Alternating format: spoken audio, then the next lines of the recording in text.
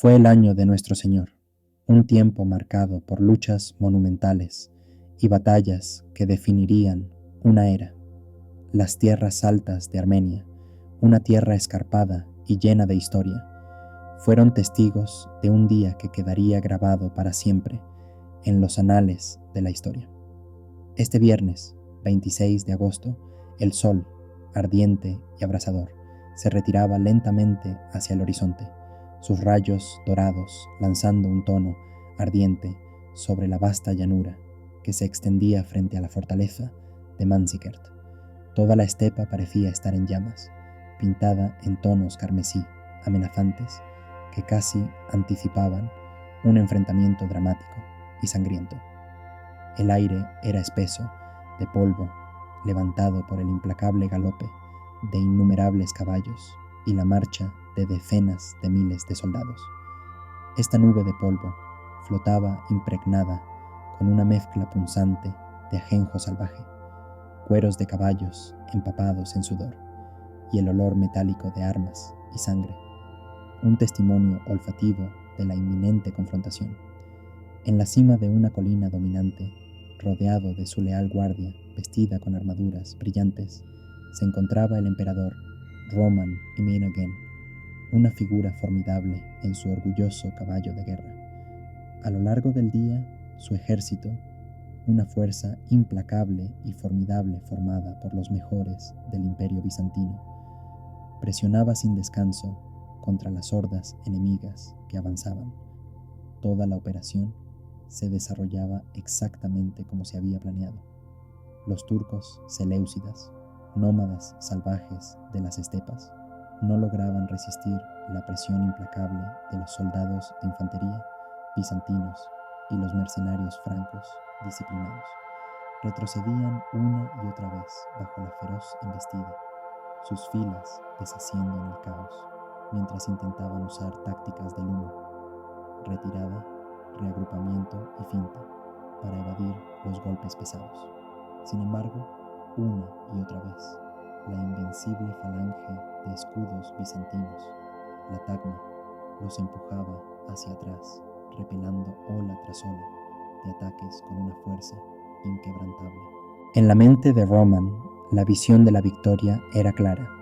Hoy estaba destinado a aplastar a su rival, el ambicioso sultán Alp Arslan. Él rompería el hambre de los bárbaros por saquear las fronteras orientales del imperio por generaciones. La capital, Constantinopla, sería testigo de su triunfo, y su nombre sería inscrito junto a la legendaria Basilius Bulgarovitsa, una figura cuya gloria eclipsaría incluso a los más grandes de sus predecesores. Sin embargo, a medida que la luz del día menguaba y las sombras se alargaban en el campo de batalla, una duda creciente empezaba a echar raíces en el corazón de Roman. El enemigo, astuto e insidioso, era más escurridizo que nunca, y su propio ejército, un mosaico diverso y extenso de tropas, comenzaba a volverse ingobernable y sobreextendido. Cuando los últimos rayos del sol poniente se hundieron en el horizonte, Roman dio una orden a sus fuerzas, una retirada estratégica al campamento fortificado para reagruparse y fortalecer para un contraataque decisivo al amanecer. Levantó su estandarte personal, señalando a sus tropas que la batalla estaba momentáneamente en pausa, pero no concluida. Sin embargo, lo que ocurrió después desafió todas las expectativas. Muy lejos de las líneas del frente, en la zona donde estaban estacionadas sus fuerzas de reserva, comandadas por su rival político, César Andronicus Ducas, comenzaron a suceder movimientos extraños. En lugar de cubrir la retirada, esas unidades de reserva de repente dieron la vuelta y empezaron a retirarse por completo del campo de batalla. Un susurro siniestro se propagó entre las tropas, llevando el aterrador rumor de que su emperador había caído. El mensaje, alimentado por el pánico y la traición, llamaba a la huida inmediata. Justo en ese momento, como si fuera activado por alguna señal oculta, las fuerzas turcas, que durante horas habían simulado retirarse, estallaron de repente en una carga feroz, con cuernos aullando con una furia demoníaca. La tierra tembló mientras miles de caballos pisoteaban en unísono, desatando un ruido ensordecedor que resonó por el paisaje moribundo. Desde las colinas y los flancos, incluso desde debajo del propio suelo, el ejército bizantino, derrotado, despojado de disciplina y unidad, fue abrumado por una tormenta implacable de acero y caos. Descienden desde lo alto la caballería seljúcida en forma de crespón, lanzando su asalto de hierro con una acometida brutal e imparable. Romano IV, el emperador, empezaba a comprender rápidamente que la batalla, ya perdida a sus ojos, en realidad escapaba a toda esperanza de redención. La realización de que esto no era una derrota cualquiera, sino una catástrofe de proporciones catastróficas, comenzaba a iluminársele. Aquella noche, entre el polvo y la confusión en las murallas de una fortaleza olvidada, situada en una remota región armenia, el destino no solo del imperio de Romano, sino de toda la civilización, pendía de un hilo. Lo que se desplegaba no era simplemente una derrota militar, sino el preludio de una época histórica que involucraba el enfrentamiento de mundos y culturas. Esa noche, la sangre y el caos prepararían el escenario para lo que generaciones posteriores recordarían como el inicio de las cruzadas, un enfrentamiento monumental que cambiaría el curso de la historia durante siglos. Para comprender la verdadera profundidad del abismo al que descendió Bizancio durante la batalla de Manzikert, primero hay que imaginar el imperio en el apogeo de su poder, un momento en el que su grandeza parecía intocable y su gloria brillaba más que en cualquier otra era desde el reinado del legendario Justiniano el Grande. Solo desde esa vantage exaltada se puede entender realmente la magnitud de la inminente caída, ese punto de inflexión irreversible que conduciría a siglos de declive, caos y transformación. Retrocedamos en el tiempo 5 siglos, al año 1025, un año marcado por la muerte de uno de los emperadores bizantinos más formidables, Basileios el búlgaro Boitza.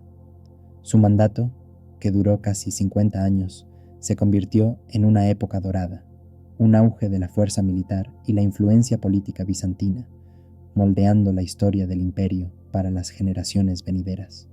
Basileios era un hombre forjado de acero, severo y ascético, desinteresado en los amores románticos o en los placeres opulentos de la corte.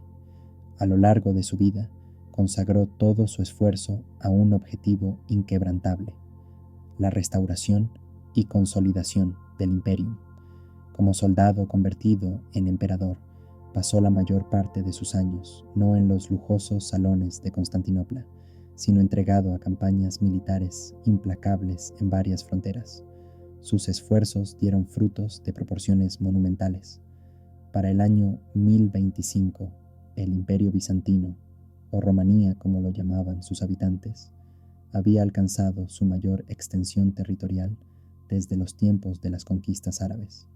Al norte, tras casi 3 décadas de guerras brutales y agotadoras, Basileios derrotó al primer imperio búlgaro. Tras la decisiva batalla de Clidium en el año 1114, ordenó una atrocidad: cegar a 15.000 prisioneros de guerra búlgaros, dejando a uno de cada 100 con un ojo para que sirviera de guía, y luego marchó en una procesión horrible directamente ante su gobernante, el zar Samuel. Al ver a su ejército ciego, el rey búlgaro sufrió un fatal ataque al corazón y murió. Para el año 1814, Bulgaria estaba completamente sometida, convertida en una provincia bizantina. La frontera norte del imperio, en la península de los Balcanes, quedó solidificada a lo largo del Danubio, reminiscentemente de la frontera de Tiberio en la antigüedad. Al este, Basileios llevó a cabo campañas exitosas contra los Emiratos Árabes, empujando las fronteras imperiales más adentro de Siria y el Cáucaso, asegurando el dominio sobre Armenia y Georgia. Sus generales recuperaron las tierras del sur de Italia del control árabe, expandiendo la influencia de Bizancio en todo el Mediterráneo.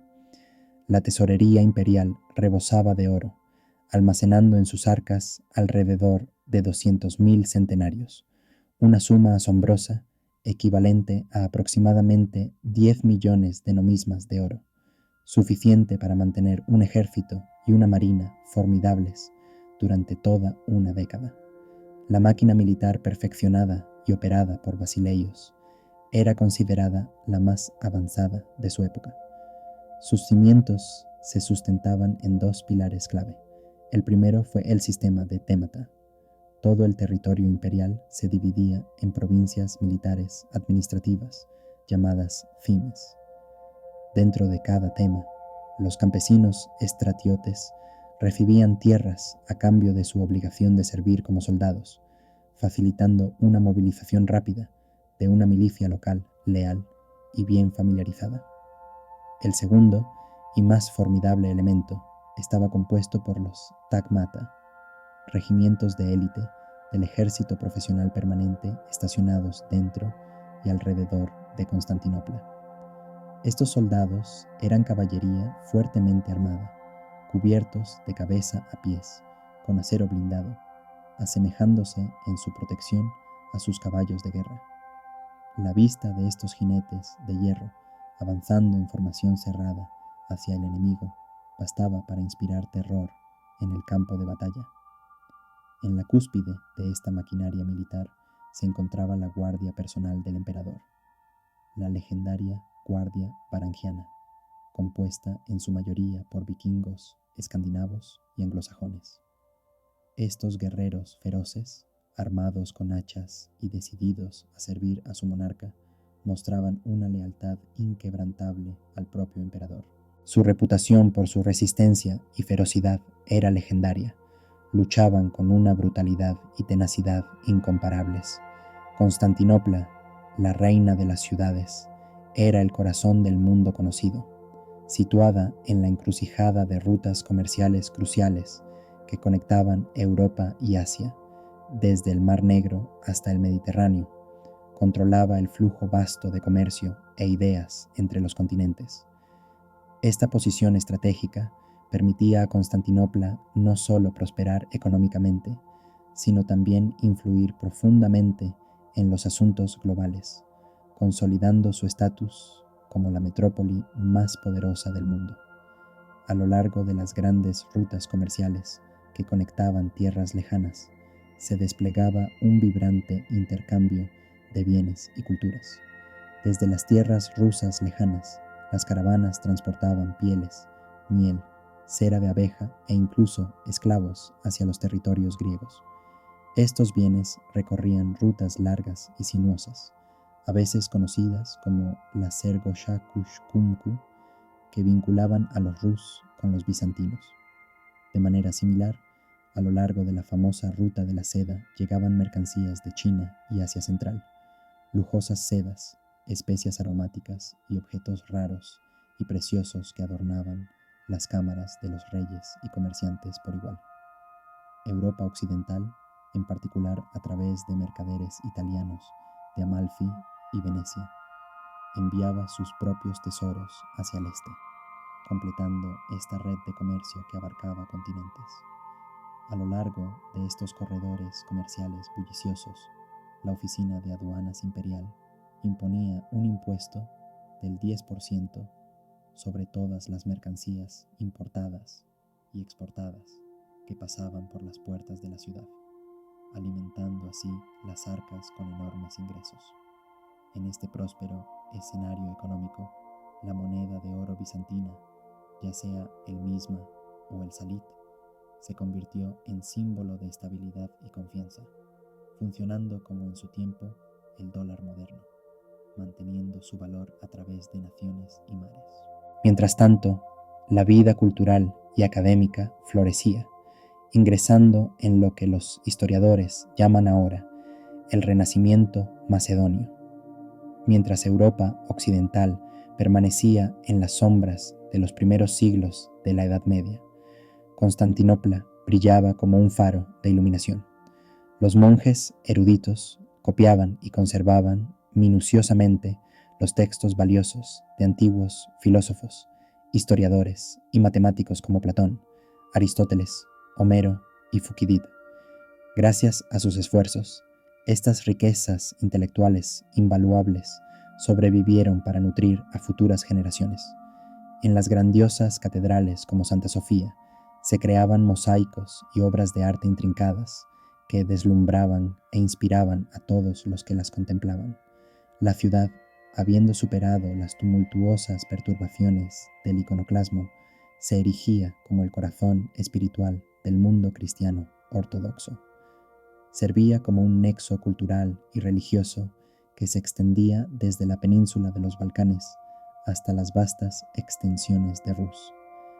El bautismo de Rus bajo el príncipe Vladimir no fue solo un evento espiritual, sino también una maniobra magistral de la diplomacia bizantina, uno de los mayores éxitos geopolíticos en la extensa historia del imperio.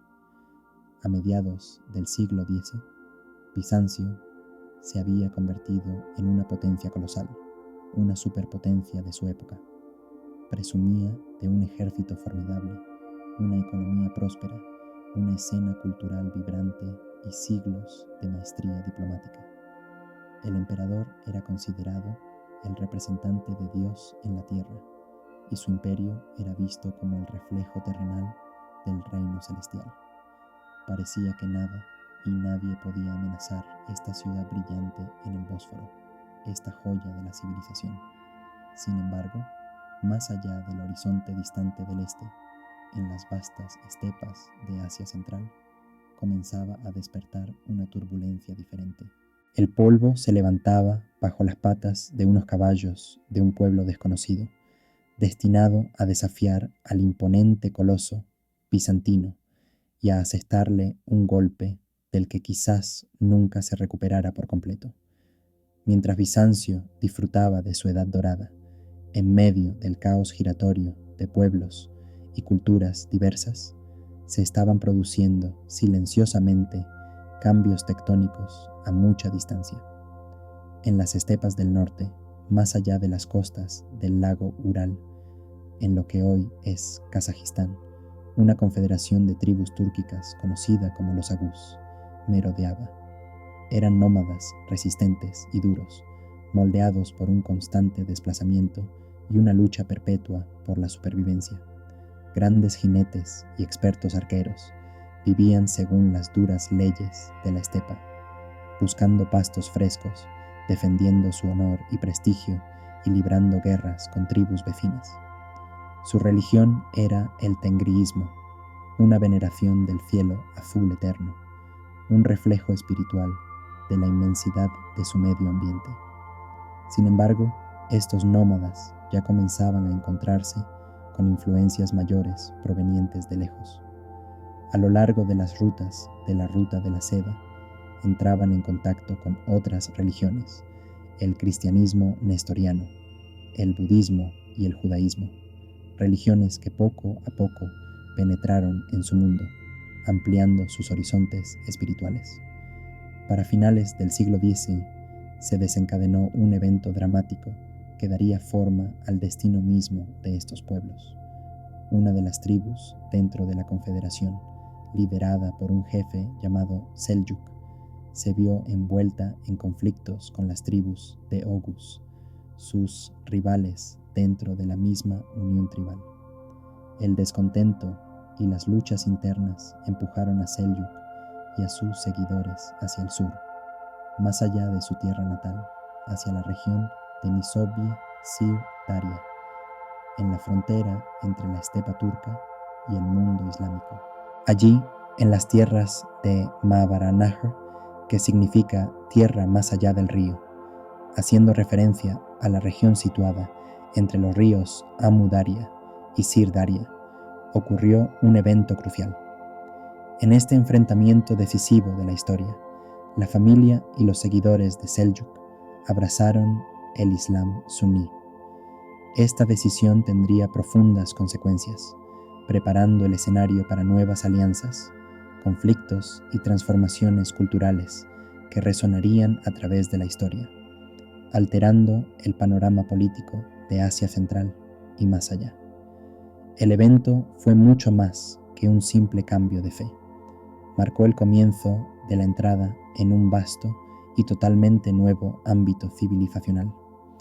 Al abrazar el Islam, los antiguos nómadas paganos, que alguna vez seguían creencias politeístas tradicionales, accedieron a una cultura árabo-persa sofisticada, rica en tradición literaria y en estructuras sociales complejas, incluyendo un sistema legal bien desarrollado.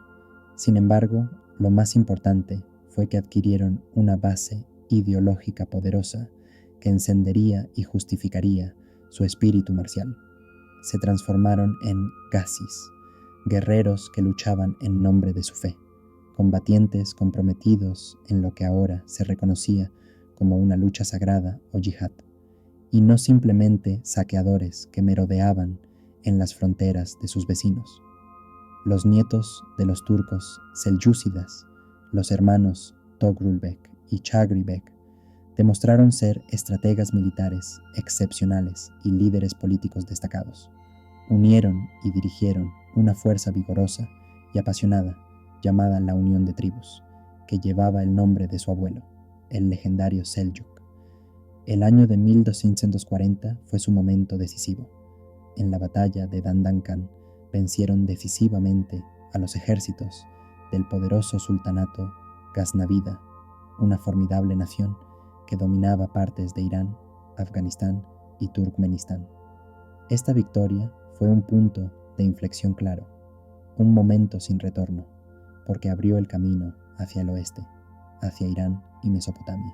La invasión seljúcida fue como una avalancha imparable que recorría las estepas y conquistaba rápidamente terreno. Su ejército estaba compuesto principalmente por caballería ligera altamente móvil. Cada soldado disponía de varios caballos de las estepas, energéticos y ágiles, que les conferían una velocidad y agilidad excepcionales en el campo de batalla. Su arma principal era el arco compuesto, una maravilla de la ingeniería antigua que podía disparar flechas precisas y mortales a grandes distancias. Este arma, junto con su ingenio táctico, había sido perfeccionada a lo largo de siglos de guerra en las estepas. Los jinetes seljúcidas preferían evitar confrontaciones directas con la infantería pesada. En cambio, maniobraban hábilmente alrededor de sus enemigos, disparándoles lluvias de flechas, una táctica que a menudo se conoce como guerra de enjambre, diseñada para agotar y provocar a los adversarios a un ataque apresurado y desfavorable. Una de sus maniobras favoritas y más efectivas era la retirada fingida. Parecían romper sus filas y huir, engañando al enemigo para que se sintiera victorioso. Una vez que la formación enemiga quedaba desorganizada y su atención distraída, la caballería seljúcida regresaba de repente y atacaba con ferocidad, dirigiéndose a la vanguardia nerviosa y desorientada o a los flancos del ejército contrario.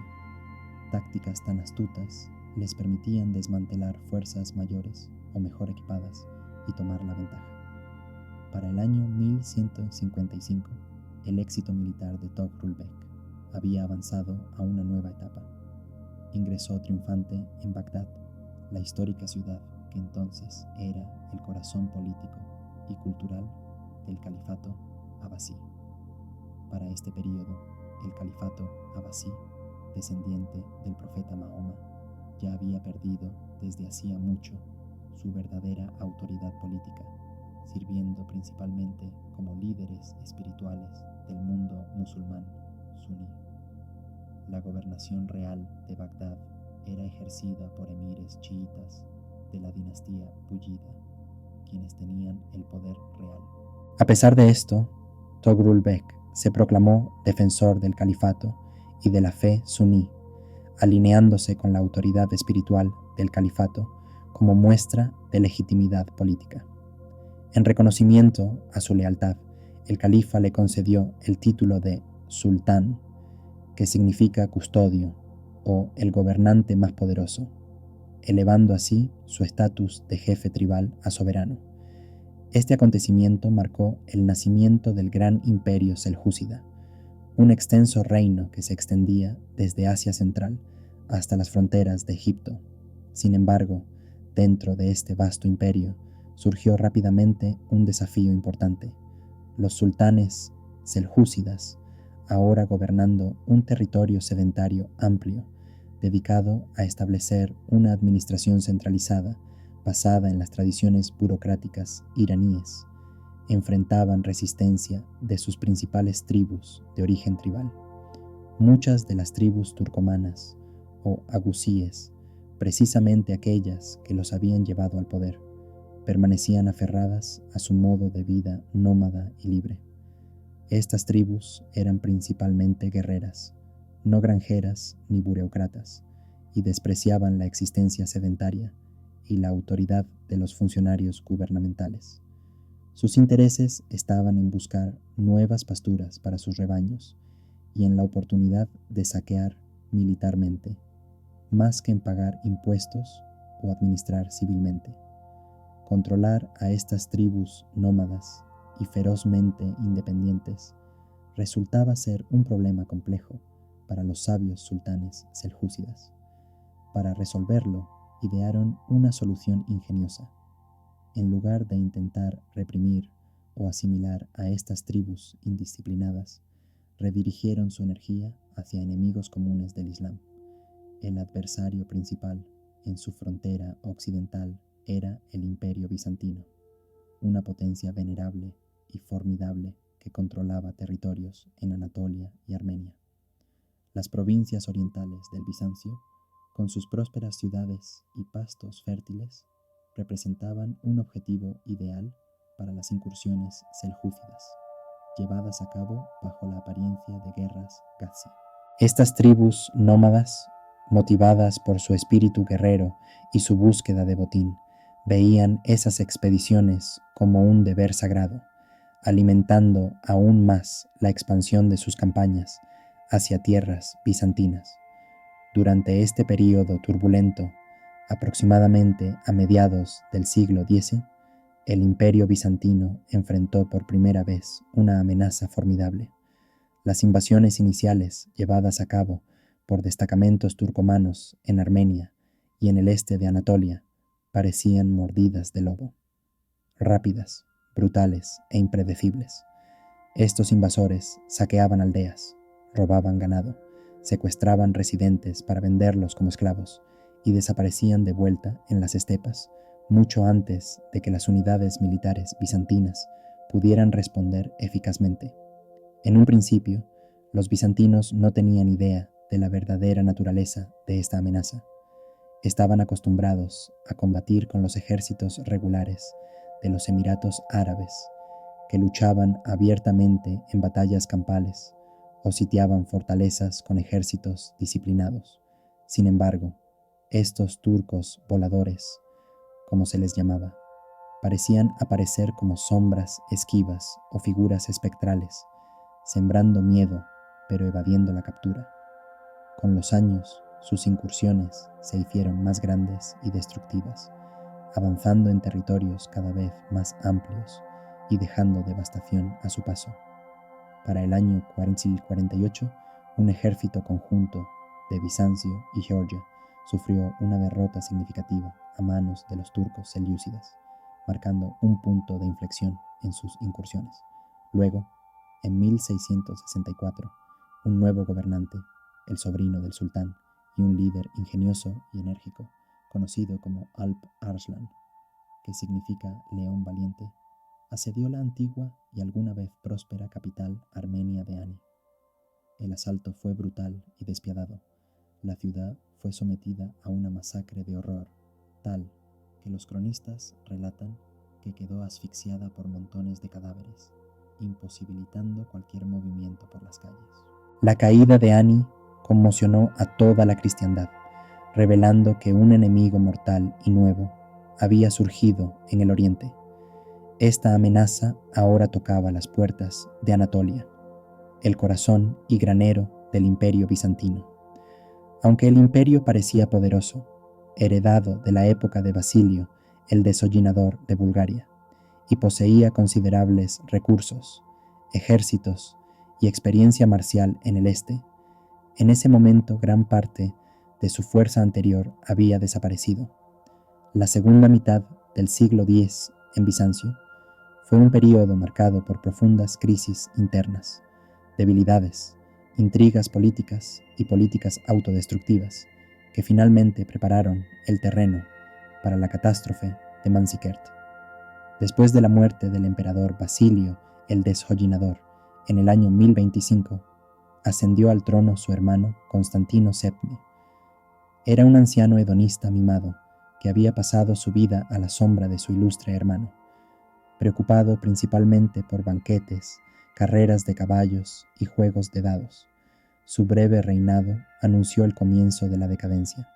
Sin herederos varones en su lecho de muerte, Constantino decidió casar a su hija, la Zoe de 50 años, con el epiarca de Constantinopla, el alcalde de la ciudad, Roman Argir, y lo declaró su sucesor.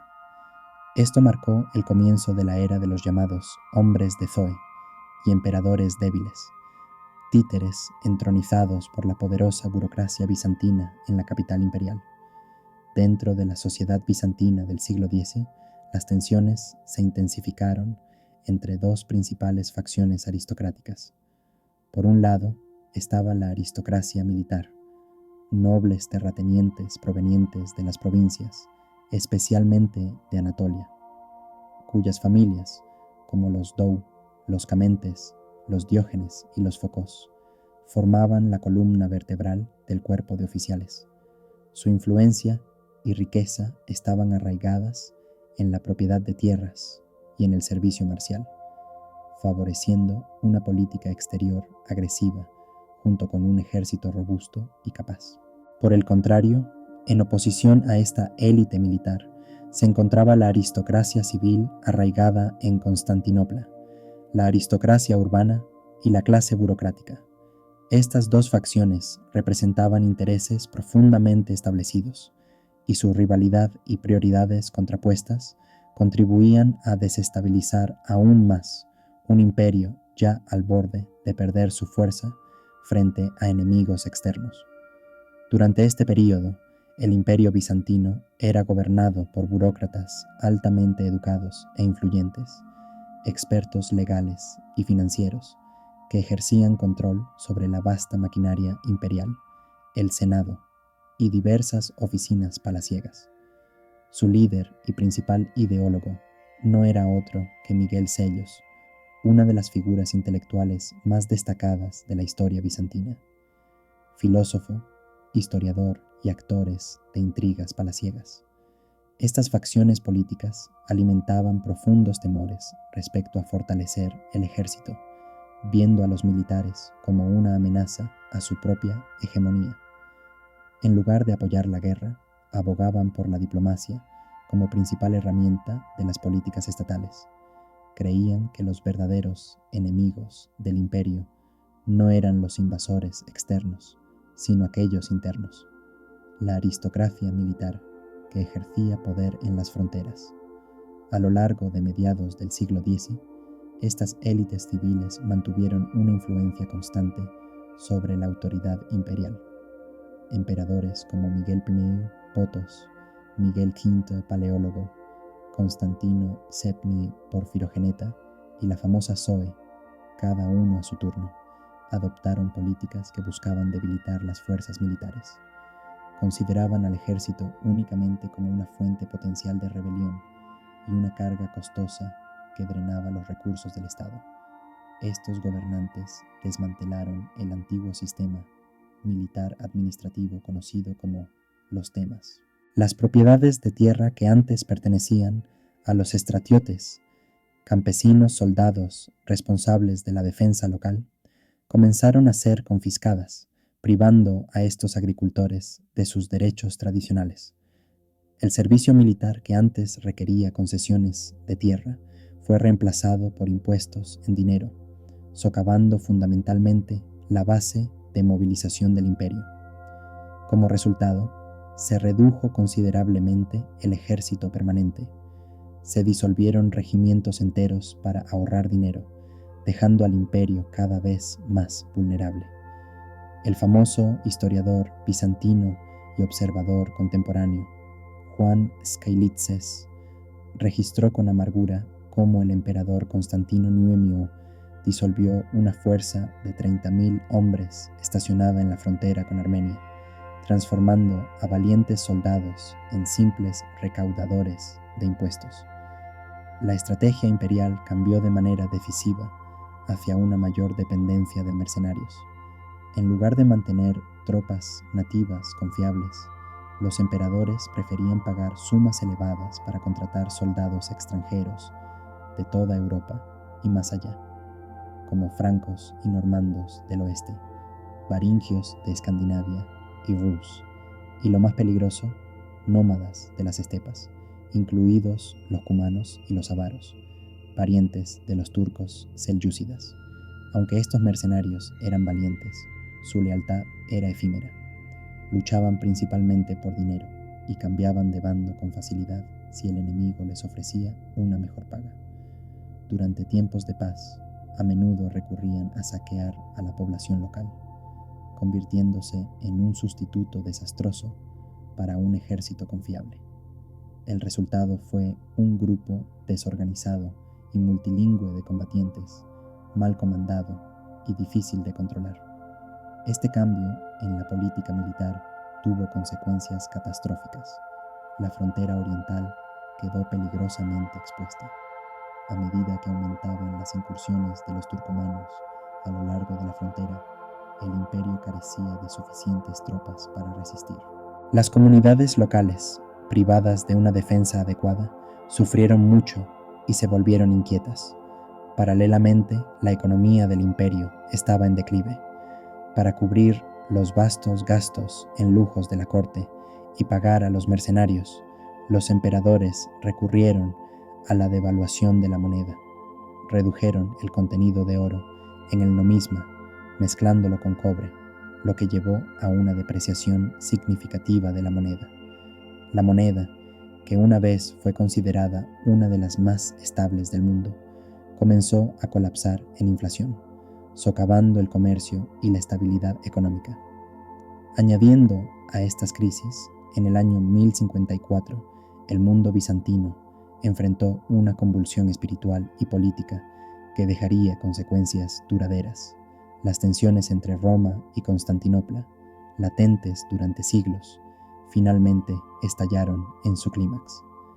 El legat de la sede papal, el cardenal Humbert, y el patriarca de Constantinopla, Miguel Cerulario, se excomulgaron mutuamente, cortando efectivamente la comunión. Este evento marcó el gran cisma, la división irreversible del cristianismo en dos ramas distintas, la Iglesia Católica Romana del Occidente y la Iglesia Ortodoxa del Oriente.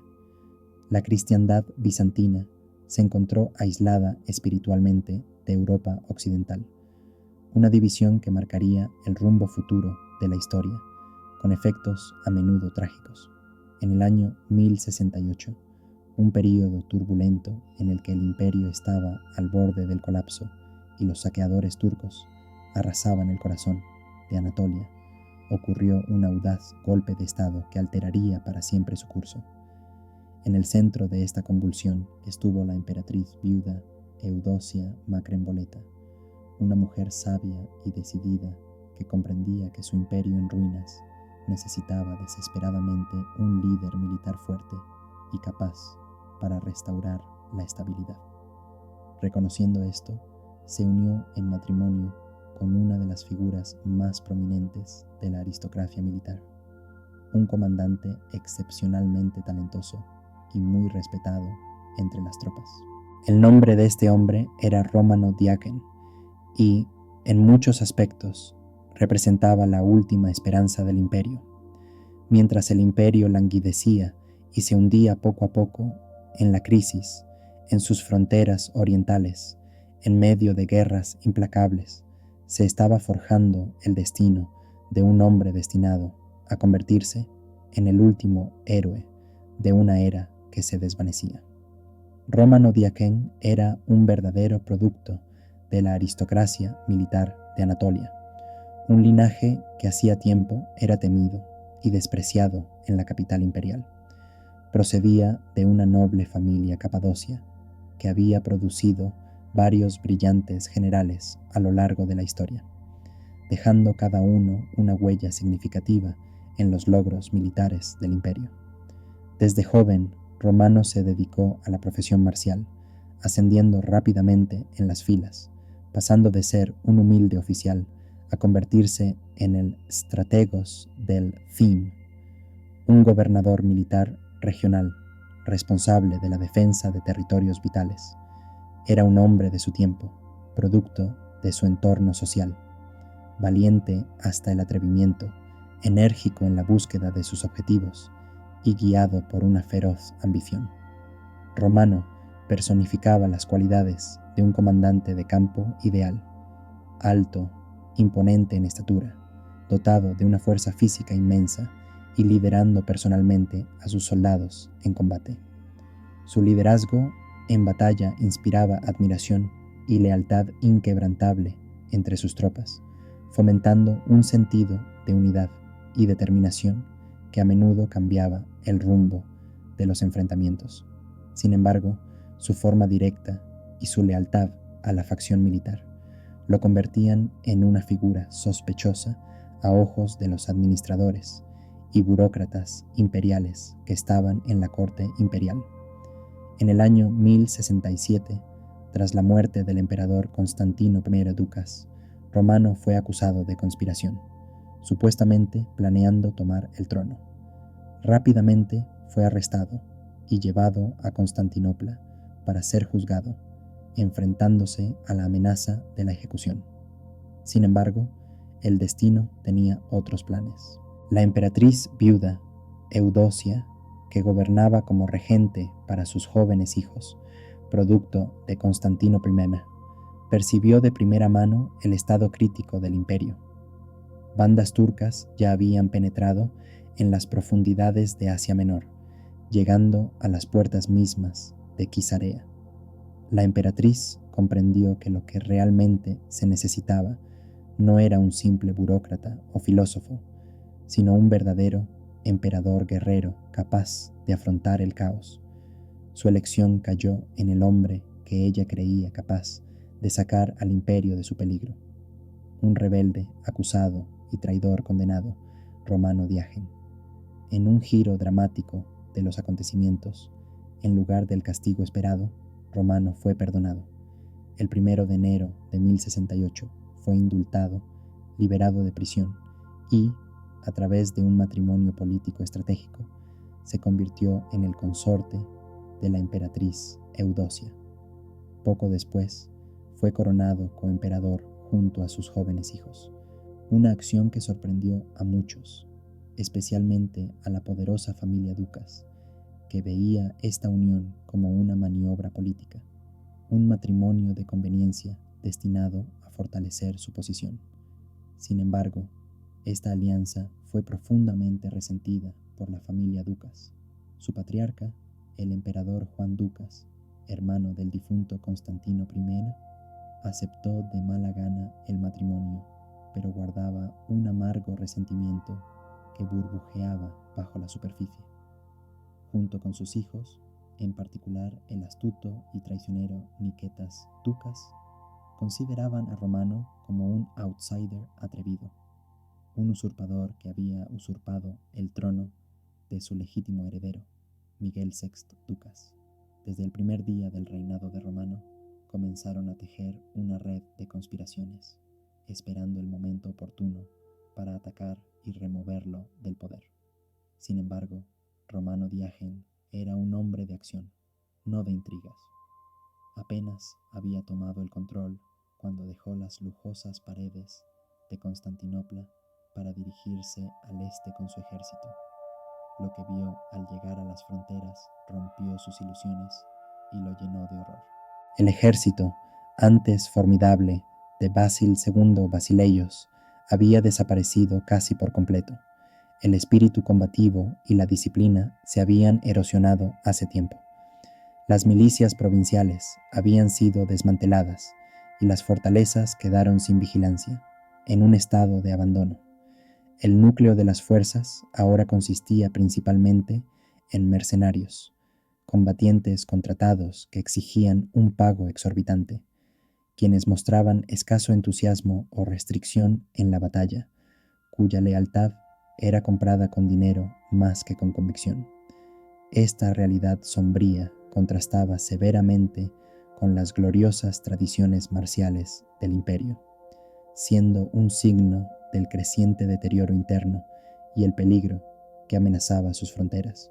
Una figura de energía monumental y determinación emprendió la ardua tarea de restablecer su ejército, invirtiendo vastos recursos en su reconstrucción.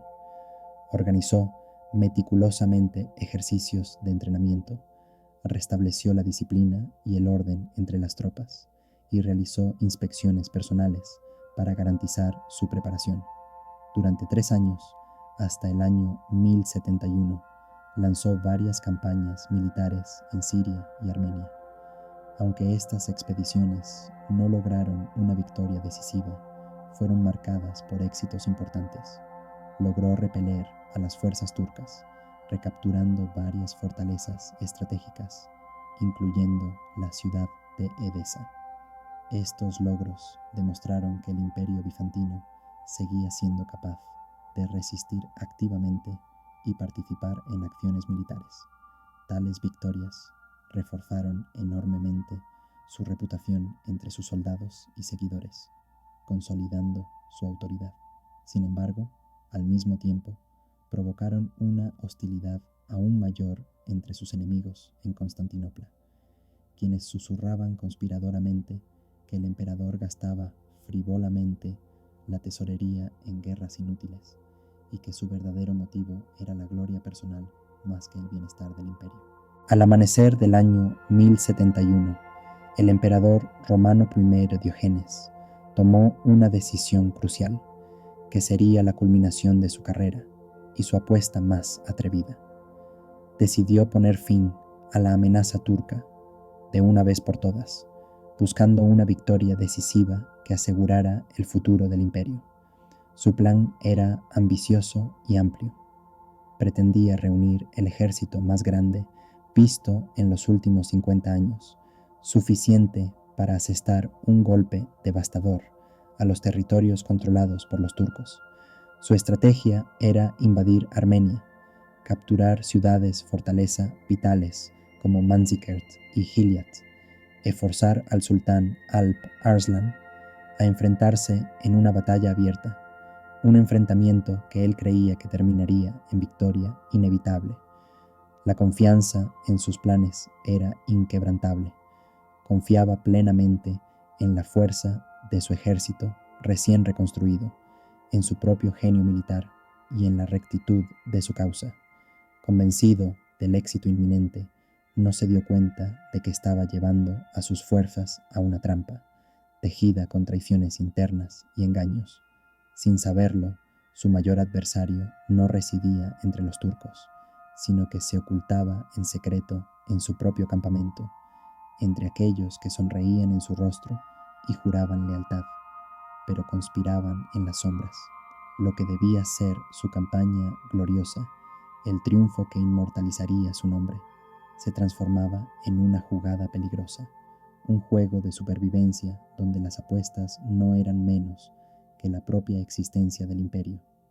Mientras tanto, a cientos de millas al sur, la persona contra quien iba dirigido todo este esfuerzo militar estaba completamente absorta en otros asuntos.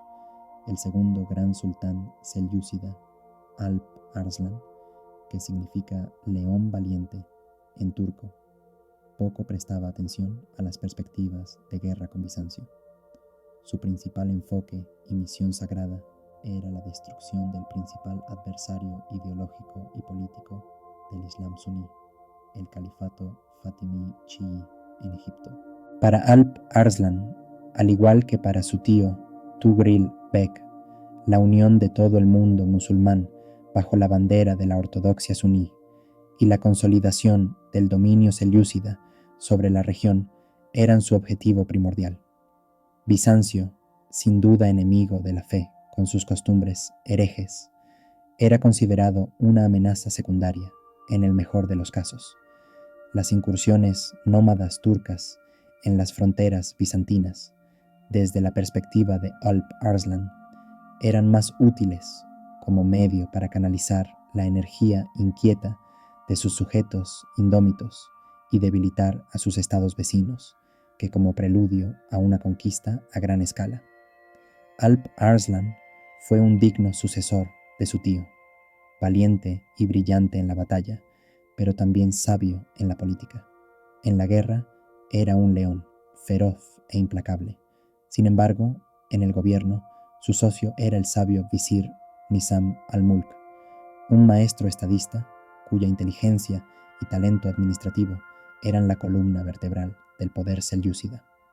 Nizam al-Mulk, el eminente visir y autor del célebre tratado sobre gobernanza llamado Siyasat-Nama, a veces traducido como el libro del gobierno, sirvió como la mano guía detrás de la administración efectiva del imperio.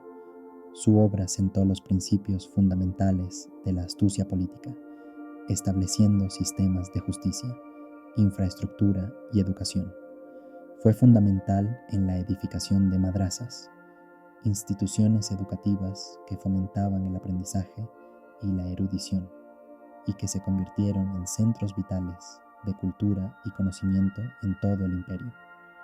El patrocinio de Nizam al-Mulk abarcó las ciencias y las artes y buscaba conciliar los diversos intereses de la aristocracia nómada turca y de las poblaciones sedentarias de persas, árabes y otras etnias dentro de las extensas fronteras del imperio.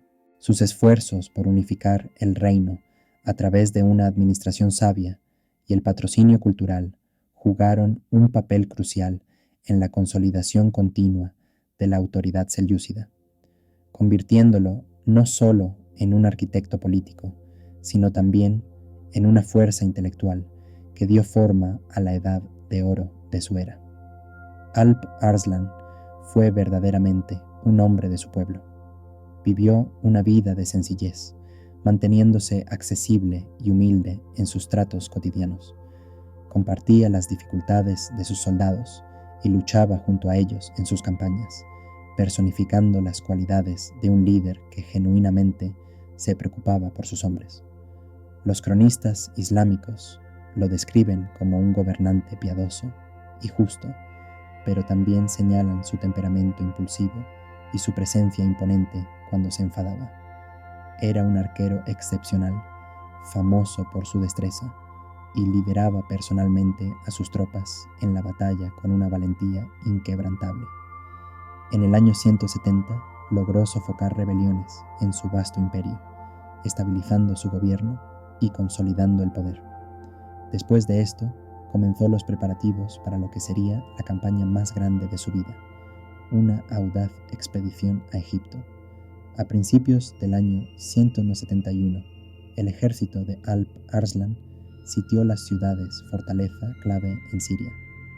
Sus fuerzas tomaron bastiones importantes tanto de los bizantinos como de los fatimíes, incluida la ciudad de Alepo, fortaleciendo su posición en la región. Con sus ejércitos avanzando hacia el sur, estaba a punto de cruzar a Egipto, listo para extender su influencia en los territorios meridionales del mundo musulmán. Sin embargo, justo cuando la victoria parecía inminente, llegó una noticia alarmante desde las fronteras del norte. Un vasto ejército, dirigido por el emperador en ejercicio, Romen I Diógenes, había invadido Armenia y sitiado la ciudad de Manzikert. Este informe inesperado sumió a Alp Arslan en un dilema peligroso. Sus mejores y más disciplinados fuerzas estaban estacionadas lejos al sur, en Siria, agotadas tras campañas recientes, mientras que sus oponentes de Bizancio contaban con decenas de miles de soldados, mucho superior a su propio ejército. Frente a estas circunstancias graves, cualquier otro general podría haber optado por retirarse, evitar la batalla por completo o retroceder para reagruparse, posiblemente perdiendo algunas fortalezas, pero preservando su ejército para campañas futuras. Sin embargo, Alp Arslan no era de los que se rendían ni buscaban la seguridad mediante la retirada. Comprendía que mostrar debilidad en ese momento podría destruir su autoridad y socavar su posición entre las tribus y gobernantes musulmanes. Reconociendo la importancia de atacar con audacia, tomó una decisión atrevida y casi temeraria. Dejando la mayor parte de sus fuerzas en Siria, reunió un destacamento altamente élite de su caballería, que comprendía aproximadamente entre 15 y 20.000 guerreros. Con una rapidez y determinación notables, este grupo lanzó una marcha rápida e implacable hacia el norte, atravesando más de 500 kilómetros de territorio hostil. En el camino, los hombres de Alp Arslan reunieron reclutas adicionales, tribus nómadas turcomanas y voluntarios kurdos, incrementando sus números mientras avanzaban hacia el norte. Aunque su ejército era menor, era una fuerza unificada, altamente móvil, familiarizada con el terreno y capaz de atacar rápidamente al enemigo. Al llegar a las cercanías del lago Van, Alp Arslan trató de evitar un enfrentamiento y solicitó negociaciones. Envió emisarios al emperador Rómulo, ofreciéndole condiciones de paz. Su objetivo principal seguía siendo Egipto y esperaba evitar la sangre en la batalla proponiendo una resolución pacífica, el reconocimiento del status quo a cambio de paz. Sin embargo, el gobernante bizantino, confiado en su abrumadora superioridad numérica, rechazó estas propuestas con desprecio. Interpretó la oferta de Alp Arslan como una señal de debilidad y miedo. Según el cronista bizantino Miguel Ataliates, la respuesta arrogante de Rómulo fue que la paz solo sería posible en la ciudad de Rey, entonces capital del sultanato Seljuk, y que confiaba en derrotar al sultán y dictar los términos de rendición desde una posición de fuerza. Al rechazar la paz, el emperador Rómulo I Diógenes hizo que la batalla fuera inevitable. Alp Arslan, vistiendo un sudario blanco como símbolo de su disposición a enfrentar la muerte en nombre de la fe, dirigió a su ejército en un encendido discurso. Declaró que lucharía como un simple soldado y que cualquiera que quisiera seguirlo era bienvenido. Quienes prefirieran escapar podían hacerlo. Proclamó que en ese día no había sultán ni esclavos, solo guerreros. Los que cayeran en combate serían mártires, ganando su lugar en el paraíso. Los que sobrevivieran obtendrían gloria y abundantes despojos. Sus soldados respondieron con un rugido unificado de determinación, acudiendo al llamado de su líder. El sultán se preparó para la batalla más importante de su vida, sabiendo que el resultado podría determinar el destino de su imperio y su legado. En la primavera de ese año se reunió un vasto ejército desde Constantinopla, sin precedentes en tamaño dentro del imperio durante muchas décadas. El emperador Rómulo I Diógenes movilizó todas las fuerzas disponibles, reunidas bajo su estandarte, ansioso por enfrentarse al ejército musulmán en avance y afirmar su dominio. El escenario estaba preparado para un choque que sería recordado a lo largo de la historia, un enfrentamiento de gran magnitud y significado que cambiaría para siempre el curso de la historia de la región. Diversas fuentes citan diferentes cifras sobre el tamaño del ejército bizantino, que varían entre 100.000 y 400.000 soldados, pero todos estos números son sin duda exagerados. Los historiadores contemporáneos generalmente estiman que las fuerzas militares bizantinas en el momento de la confrontación sumaban aproximadamente 40 a 70.000 hombres. Sin embargo, incluso esta fuerza considerable era respetable para la época en cuestión. El verdadero problema, sin embargo, no residía en el número absoluto de tropas, sino en su composición y en la calidad de su entrenamiento y organización. Este ejército distaba mucho de ser una fuerza de combate unificada y estrechamente vinculada bajo el mando de Basilios Bulgrovites. En su lugar, representaba un mosaico diverso de diferentes pueblos y contingentes, una verdadera confederación de naciones.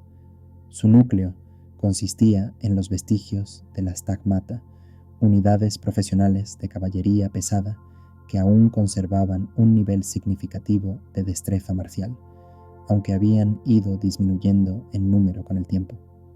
Junto a ellos había varios destacamentos procedentes de las provincias europeas y asiáticas del imperio, conocidas como temas, cada uno aportando sus propias fuerzas. Sin embargo, lo que constituía quizás la mayor parte, potencialmente hasta el 50% de todo el ejército, eran mercenarios, combatientes contratados que luchaban no por lealtad, sino por beneficio económico. Estos mercenarios incluían caballeros fuertemente armados de Europa Occidental, en particular francos y normandos, dirigidos por el famoso y ambicioso aventurero Russell de Bayle. Estos soldados eran guerreros excepcionales, muy hábiles y experimentados, pero no tenían ninguna lealtad hacia Bizancio. Su única motivación era la compensación económica, y a menudo miraban con desdén a sus homólogos bizantinos. Junto con esta caballería pesada de Europa Occidental, también había grandes contingentes de arqueros montados procedentes de las tribus de la estepa, específicamente los pechenegs y quizás los aguses. Y aquí residía una amenaza peligrosa. Los aguses eran turcos, emparentados cultural y étnicamente con los turcos selyúcides, quienes serían los futuros adversarios del emperador. Su lealtad era altamente cuestionable, ya que podrían fácilmente escoger el bando del sultán en lugar del de Bizancio. El 13 de marzo del año 1071, el emperador Roman IV Paleólogo partió de la capital imperial con este vasto y diverso ejército. Su marcha por toda la región de Anatolia fue agotadora y ardua, no solo por las grandes distancias, sino también por el lento avance de los trenes de carga y suministros. Durante la campaña surgieron pronto problemas de disciplina. Los mercenarios francos, ansiosos por saquear, comenzaron a atacar aldeas y pueblos locales, sembrando resentimiento entre las poblaciones. Roman respondió con medidas severas para reprimir estos levantamientos y restablecer el orden. Sus tácticas autoritarias alienaron aún más a sus mercenarios, especialmente a su comandante, Russell de Bayle, quien se mostró cada vez más insatisfecho con los métodos del emperador. En el campamento imperial, la tensión hervía mientras intrigas y rivalidades bullían bajo la superficie. Los hijos del emperador Juan Dux, en particular Andrónicos Ducas, que comandaba las reservas, acompañaron al emperador durante esta larga marcha, albergando en secreto la esperanza de su fracaso. Su deseo clandestino era que la campaña terminara en derrota, lo que elevaría su propia posición y quizás conduciría a un cambio en el liderazgo. Al llegar a la estratégica ciudad de Teodosiópolis, en la actual Erzurum, Roman convocó un consejo militar para considerar su próximo movimiento. Sus principales generales aconsejaron cautela. Recomendaron fortificar sus posiciones y esperar la llegada del sultán, cuyas fuerzas se estaban reuniendo para la inminente confrontación. Sin embargo, Romano, impulsado por la impaciencia y el deseo de gloria, decidió lanzar un ataque. Esta decisión marcó su primer error crítico y devastador. Eligió dividir sus fuerzas, creyendo que podía asestar un golpe rápido y decisivo. Recibió noticias de que el sultán Alp Arslan estaba comprometido mucho más al sur, en Siria, y Romano razonó que podía aprovechar la situación para actuar con mayor audacia. Enviaron una parte significativa de su ejército, aproximadamente 20.000 soldados, incluyendo unidades de élite de varangianos y caballeros francos bajo el mando de su general más competente, José Tarhaniut, hacia el sur, con el objetivo de capturar la importante fortaleza de Hleat en la costa oeste del lago Van.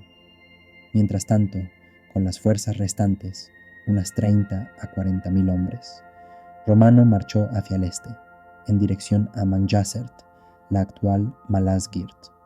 Su plan, aparentemente, era tomar ambas fortalezas, luego unir sus fuerzas separadas y enfrentarse en una sola y decisiva batalla contra las fuerzas del inminente sultán. Sin embargo, este plan era fundamentalmente defectuoso, basado en inteligencia equivocada y subestimando los movimientos del enemigo. Romano desconocía que Alp Arslan ya había iniciado una rápida marcha hacia el norte. No se dio cuenta de que las fuerzas del sultán estaban mucho más cerca de lo que él había supuesto. La división del ejército resultó ser un error catastrófico, con consecuencias desastrosas. El destino del destacamento de Tarhaniut sigue siendo tema de debate entre los historiadores. Una versión sugiere que fueron superados y derrotados en la batalla por las avanzadillas de Alp Arslan antes de que pudieran siquiera llegar a la fortaleza de Hleat. Sin embargo, una versión más probable y ampliamente aceptada es que la unidad de reconocimiento de Tarhaniut descubrió el cuerpo principal del ejército del sultán y, convencida de que no podrían resistir solos contra un enemigo tan formidable, decidió retirarse en secreto y rápidamente, sin avisar al emperador del peligro que ahora enfrentaban. Esta división imprudente y este error de juicio prepararon el escenario para una de las derrotas más famosas de Bizancio, marcando un momento trágico en su historia. Romano se encontró aislado una vez más, enfrentando un ejército debilitado y sin saber que el enemigo ya avanzaba peligrosamente cerca. El 23 de agosto, en el año del Señor 1061, se aproximó a Mankert y, tras un breve asedio, consiguió tomar la ciudad. Esta victoria menor, aunque aparentemente insignificante, solo aumentó su confianza menguante, encendiendo en él un sentimiento de invencibilidad. Tras la conquista, estableció su campamento en una posición estratégica cerca de la ciudad y esperó ansiosamente noticias de Tarquinios. Mientras tanto, el 24 de agosto, sus destacamentos de reconocimiento se enfrentaron inesperadamente con la vanguardia de las fuerzas de Alp Arslan. El encuentro fue sorprendente para Rómulo. Fue un golpe al darse cuenta de que el sultán ya había llegado a esas tierras. El enfrentamiento fue feroz e intenso, terminando con la derrota de los bizantinos, con uno de sus comandantes hecho prisionero. En ese momento, Rómulo finalmente comprendió la gravedad de su peligrosa situación. Ahora estaba cara a cara con todo el ejército del sultán y solo tenía bajo su mando la mitad de sus fuerzas. Retroceder en ese punto habría sido tanto inútil como deshonroso, por lo que decidió luchar. El 25 de agosto estuvo marcado por escaramuzas menores y maniobras tácticas, mientras las fuerzas de Rómulo se preparaban para lo inevitable. Luego vino el 26, un viernes, y en el año 1071 Rómulo I Diógenes hizo el movimiento decisivo. Desmontó el campamento y formó su ejército en una formación lista para la batalla, anticipando un enfrentamiento que podría determinar el destino del propio imperio. Cuando salió el sol, el ejército bizantino reluciente bajo la luz solar, con armaduras pulidas y estandartes adornados en oro, comenzó a avanzar hacia la batalla con disciplina y precisión. La vista era realmente magnífica, un despliegue poderoso destinado a exhibir la fuerza aparentemente indestructible de las fuerzas de Rómulo. Su formación de combate era una disposición atemporal, meticulosamente diseñada y transmitida de generación en generación. Constaba de 2 líneas principales. La primera línea se dividía en 3 segmentos: el flanco izquierdo comandado por Nikifor Frenius, el centro ocupado por el propio emperador Rómulo y el flanco derecho liderado por Teodoro Aliat. Detrás de estos estaba la reserva, posicionada estratégicamente en la parte más crítica del campo de batalla, que albergaba la bomba de tiempo oculta, o en términos militares, la mina retardadora. La reserva estaba bajo el mando de Andrónico Ducas, rival y enemigo jurado del emperador. Su tarea era actuar con decisión en el momento crítico, apoyar a las fuerzas principales, entrar en la refriega y aplastar al enemigo con fuerza decisiva. Los flancos estaban mayormente formados por mercenarios, incluidos arqueros a caballo de tribus nómadas, cuya velocidad y disparos mortales podían infligir graves daños. El ejército de Alp Arslan era menor en número, pero notablemente más ágil y flexible. Construido en la forma decreciente tradicional, favorecida por las tribus nómadas, estaba diseñado para la movilidad y la decepción. El sultán no tenía la intención de enfrentarse directamente con la infantería bizantina fuertemente armada. Su estrategia se basaba en la erosión, la deception y el cerco. La batalla comenzó alrededor del mediodía. Siguiendo la orden de Rómulo, la primera línea de bizantinos avanzó gradualmente, como un muro en movimiento, avanzando resolutamente hacia el campo de batalla.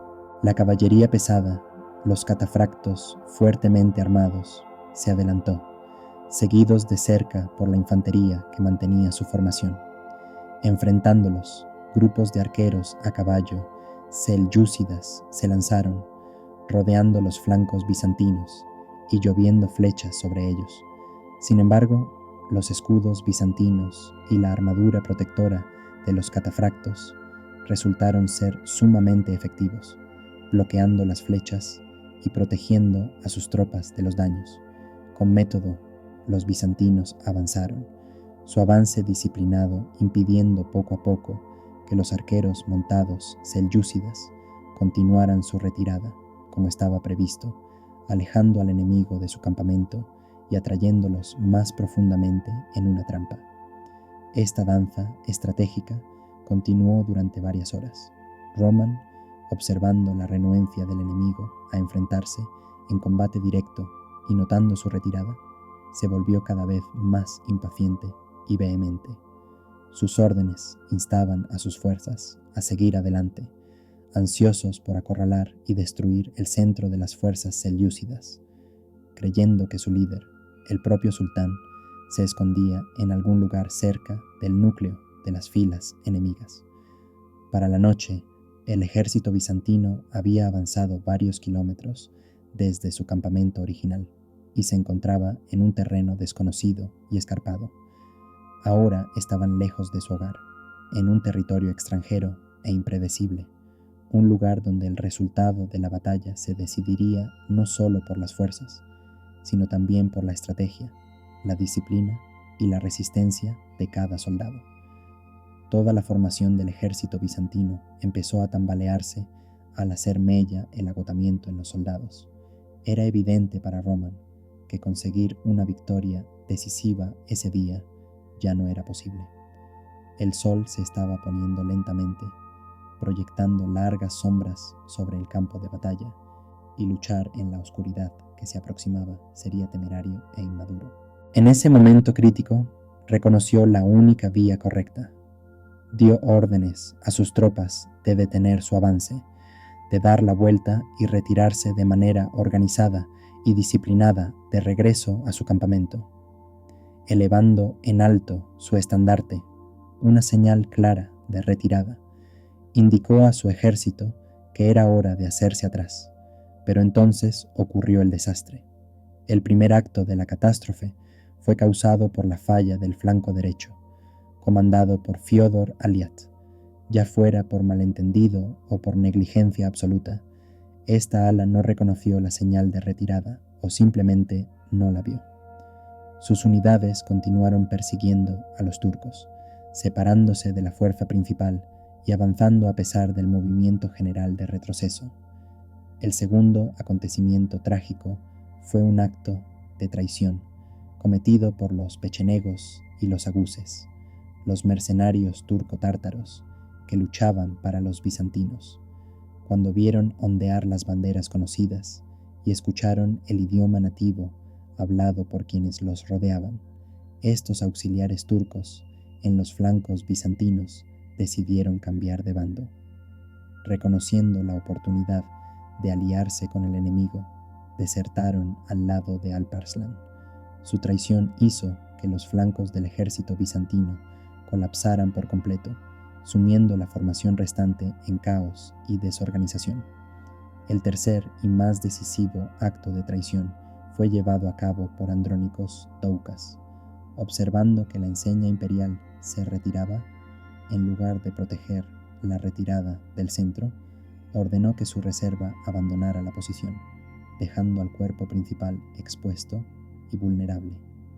Se propagaron rumores, alimentados por informes falsos, de que el emperador había sido derrotado y que ya había huido del campo de batalla.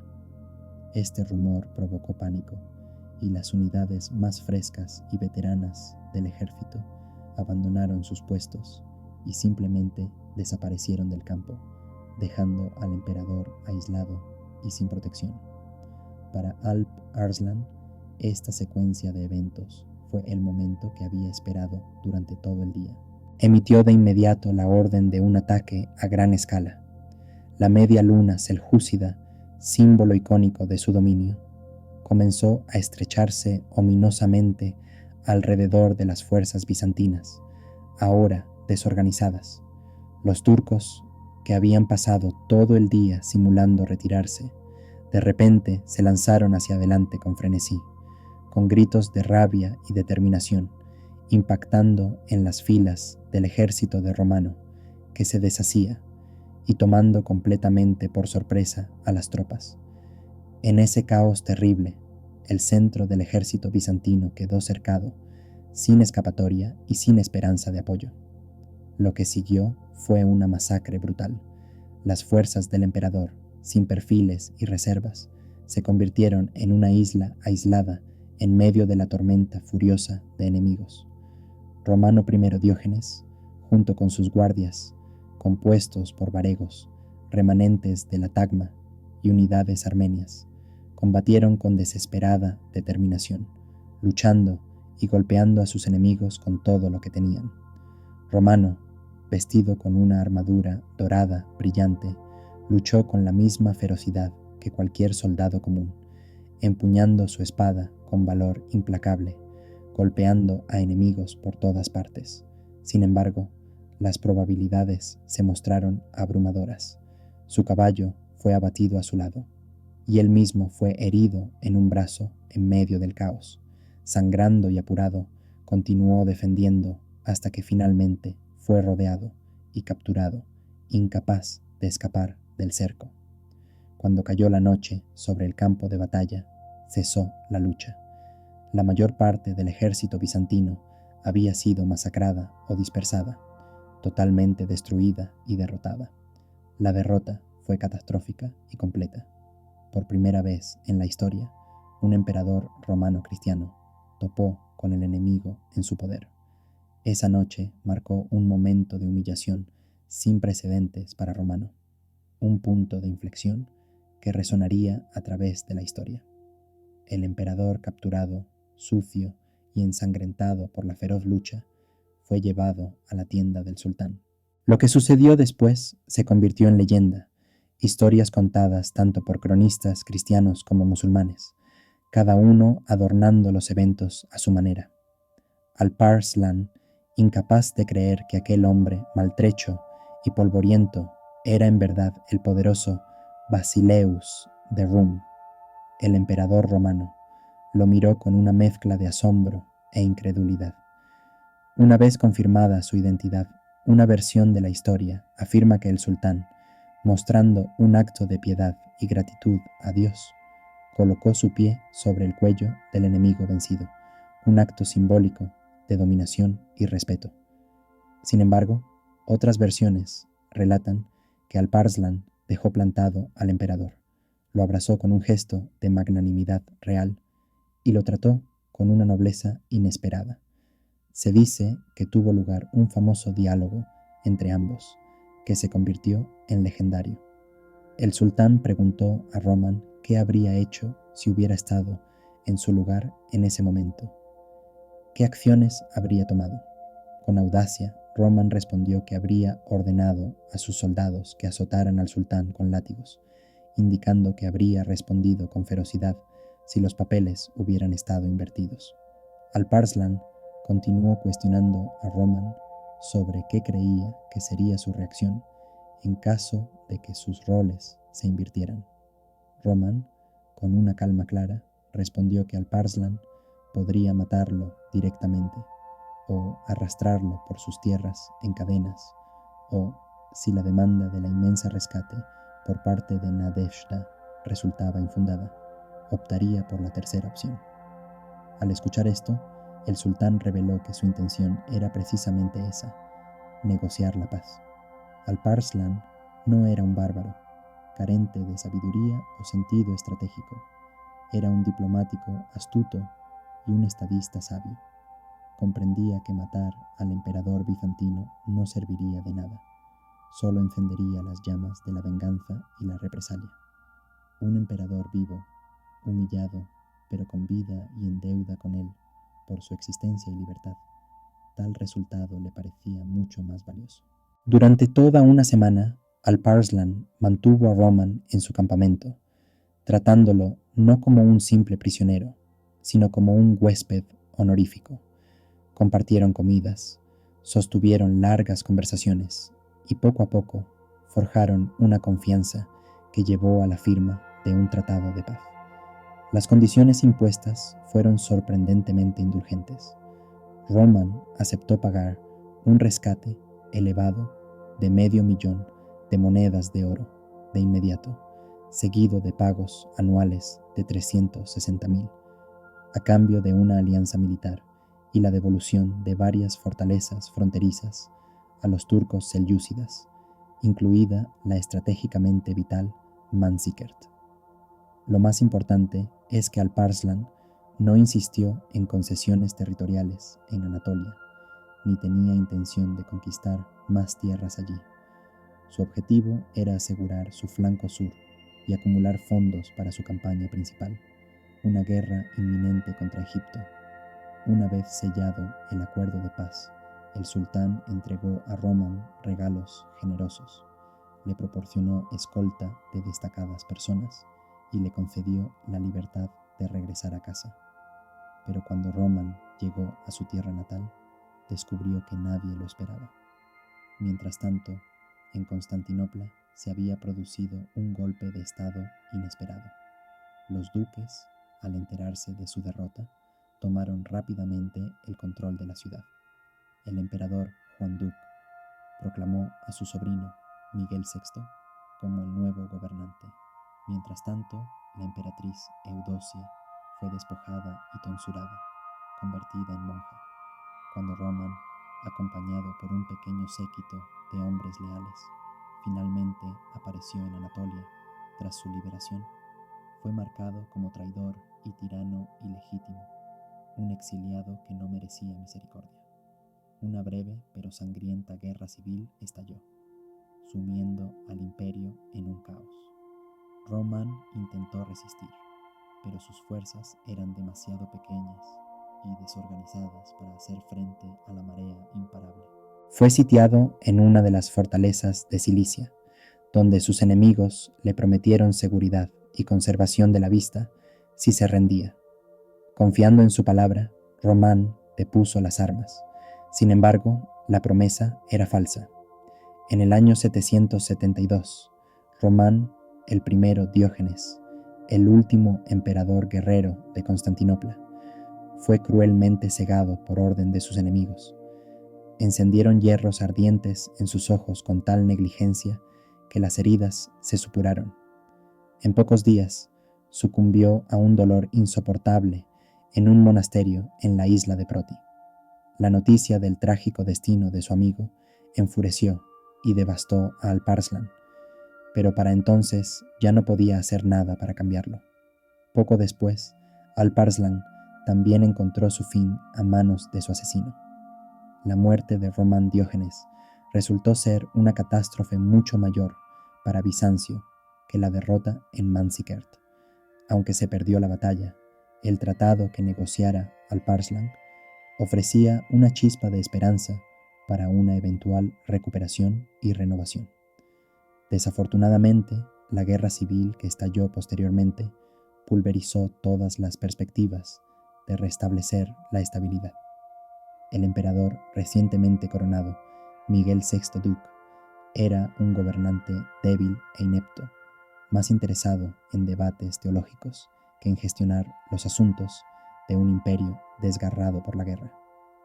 Rechazó reconocer el acuerdo de paz conseguido por Román, considerándolo un mero asunto formal. Para las tribus turcas y los Gazi, esos fieros guerreros que Alparslan había mantenido bajo un control férreo, el rechazo sirvió como un claro pretexto para la invasión. Pero lo que siguió ya no fue una campaña militar regular lanzada por el ejército permanente del sultán. Tras la muerte de Alparslan, su vasto imperio comenzó a desmoronarse rápidamente. Las tribus turcomanas, que antes estaban bajo un control estricto, y los Gazi, a quienes mantenía bajo su voluntad de hierro, empezaron a liberarse de su influencia. Avanzaron hacia las tierras desprotegidas que, de repente, se volvieron vulnerables, puesto que la fuerza de su poder central se disolvía. Este caos preparó el escenario para un nuevo capítulo tumultuoso, definido por la expansión rápida e impredecible de las fuerzas turcas en territorios que alguna vez pertenecieron firmemente a Bizancio. Las fuerzas militares del Imperio bizantino fueron finalmente aplastadas en la batalla de Manzikert, un evento que marcó el comienzo de una cadena de reacciones devastadoras. Después de esta derrota, las fuerzas bizantinas restantes se encontraron envueltas en luchas internas, enfrentándose entre sí en una brutal guerra civil. Los rivales por el trono imperial, figuras como Nicéforo y Nikiforano, recurrieron a contratar mercenarios turcos contra unos y otros, empleando a menudo estas tropas como aliados en sus luchas de poder y compensándolos con concesiones de tierras dentro de los territorios del imperio. Las puertas de Anatolia no se abrieron únicamente por la espada de Alp Arslan, el gran sultán Seljuk, sino que, lo que fue aún más importante, a través de la traición, la intriga y la discordia entre los propios bizantinos. En tan solo 10 o 15 años después de la batalla, se desarrolló una serie de eventos que desafían toda creencia. El corazón mismo del imperio, la pequeña Asia, que una vez fue el núcleo de la civilización bizantina, su granero y su cimiento de reclutamiento durante un milenio, se perdió rápidamente. Los nómadas turcomanos, acompañados de sus extensas manadas, ocuparon los pastizales más fértiles del altiplano central. Mientras tanto, las poblaciones griega y armenia huían hacia las regiones costeras más seguras, caían en cautiverio o se convertían gradualmente al Islam. Estos antiguos nómadas comenzaron a establecer sus propios emires, creando estados independientes en tierras del imperio en declive. Uno de estos líderes, un pariente de los grandes sultanes llamado Suleimán ibn Kutlmish, tomó la ciudad de Nicea, situada a apenas 100 kilómetros de Constantinopla, y proclamó la creación de un nuevo reino, el Sultanato de Rum, un estado sucesor arraigado en los restos del mundo bizantino. En este momento desesperado, cuando las fuerzas turcas ya amenazaban las mismas puertas de la capital imperial, el joven y enérgico emperador Alejo I Comneno se dirigió hacia Occidente con desesperación. En el año 1065 envió emisarios a través del continente al Papa Urbano II, suplicándole ayuda militar. Su súplica era por un puñado de caballeros occidentales y mercenarios para ayudar a recuperar territorios perdidos y defender el imperio destrozado. Sin embargo, el Papa Urbano vio en esta apelación una oportunidad mucho mayor. Durante el concilio de Clermont, pronunció un apasionado discurso ante la nobleza y los guerreros europeos reunidos, instándolos no solo a ayudar a los bizantinos, sino a emprender una peregrinación sagrada a la tierra de Cristo, para liberar el Santo Sepulcro en Jerusalén de los infieles. Su llamado resonó en los salones de Europa, encendiendo una respuesta sin precedentes. Esto marcó el comienzo de las cruzadas, un enfrentamiento de 2 siglos entre los mundos cristiano y musulmán que cambiaría para siempre el curso de la historia. Aunque la batalla de Manzikert no fue la causa directa de las cruzadas, sirvió como la chispa que desencadenó una cadena de acontecimientos enormes y tumultuosos. Una derrota militar, agravada por la traición y los conflictos internos, condujo a la pérdida de Anatolia, el mismo cuna del poder bizantino. Esta catástrofe empujó al imperio al borde de la extinción, llevándolo a buscar ayuda desde el lejano occidente. Y esta súplica, intencional o no, proporcionó el pretexto para el movimiento formidable y transformador que ahora llamamos las cruzadas. En las áridas llanuras armenias, en un día de agosto que se convertiría en uno de los puntos de inflexión de la historia, los hilos del destino se entrelazaron en un nudo de sangre tan complejo que incluso hoy la humanidad aún no ha logrado desenredarlo completamente. Aquella fatídica batalla en Manzikert, una contienda aparentemente aislada, se convirtió en el catalizador de una era turbulenta y revolucionaria. La derrota, la traición y la guerra civil que siguieron culminaron en la pérdida catastrófica de Asia Menor para Bizancio. Esta pérdida impulsó al imperio a buscar ayuda en tierras lejanas, abriendo involuntariamente las compuertas a una gran agitación religiosa y cultural. Los siglos siguientes serían testigos de batallas implacables, conflictos ideológicos y esfuerzos de reconquista, todos ellos arraigados en las profundas convulsiones de aquel período.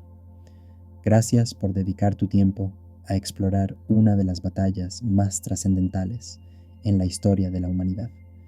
Si este viaje al pasado despertó tu interés, te esperan más historias y análisis de eventos pasados que moldearon nuestro mundo. Tu participación es la recompensa más valiosa por este esfuerzo.